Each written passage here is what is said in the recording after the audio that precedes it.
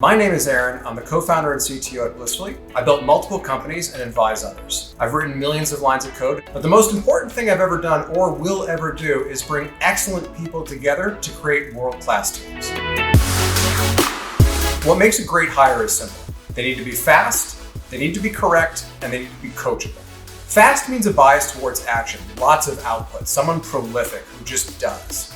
Correct means someone with great instincts, thoughtful execution, and are more often right than they are wrong.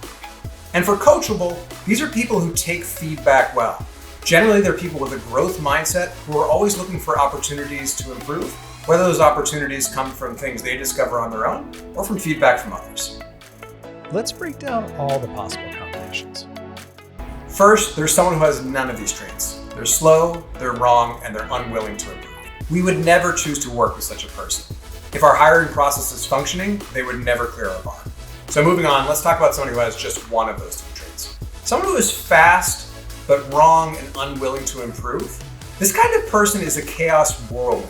They create new work for others who are now responsible for cleaning up their messes. Likely there's a fair amount of ego or carelessness that prevents them from being self-critical enough to truly improve. Next, someone who's coachable, but slow and often wrong.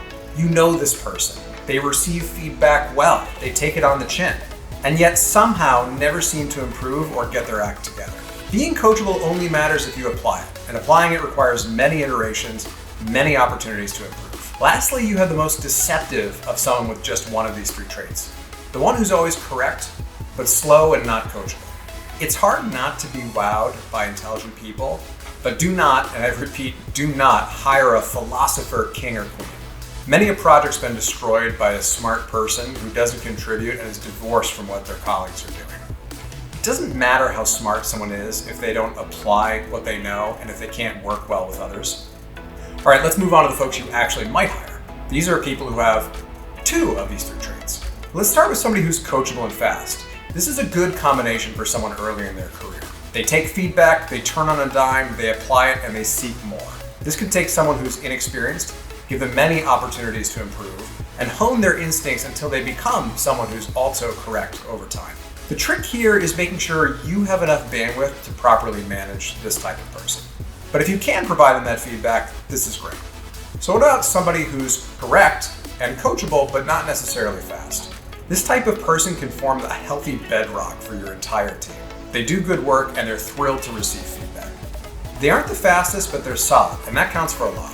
You do well to build a team with a healthy dose of this type of person. Projects are generally marathons, and you need a consistent heartbeat powering everything you do. Next, we have somebody who's fast and correct, but not necessarily coachable. These types of folks are real self-starters, lightning bolts who can take nothing and produce something with complex interactions and nuances without much input or feedback. This is fantastic for new products or features, but it is a little bit of a risk when working with a broader team. Because they aren't coachable, this can create a weird form of maverick dynamic. If you can't feed them a steady stream of new territory to own, they may butt heads with other people in other parts of the project. But they can be ruthlessly effective. And if you're building a larger team, I start with correct and coachable, and then add in a dash of fast and correct on top. Finally, I'd like to introduce you to the all-star, the ninja, the 10Xer, someone who's fast, correct, and coachable. Their instincts are right more often than not, and they move at blazing speeds. They put out work fast, so fast you'll be routinely impressed by them. And they're coachable. They'll adapt to whatever strategy you hand them, they'll work well with the rest of the team, and they will crave new ways that they can grow and improve to continue being the uber person that they are.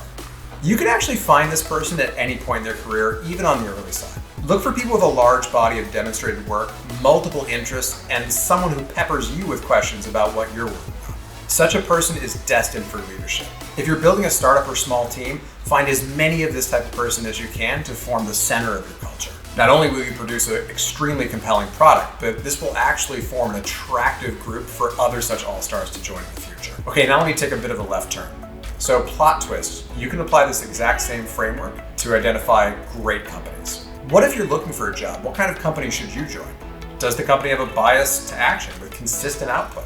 Do their products and services feel correct? Does the company have a growth mindset, always seeking to level up their understanding, their product, and their people? These are the types of companies that can identify an opportunity, find product market fit, and survive hypergrowth. You should be qualifying that company the same way they'll be qualifying you. And if you find such a company, follow the advice of Eric Schmidt and get on that rocket ship.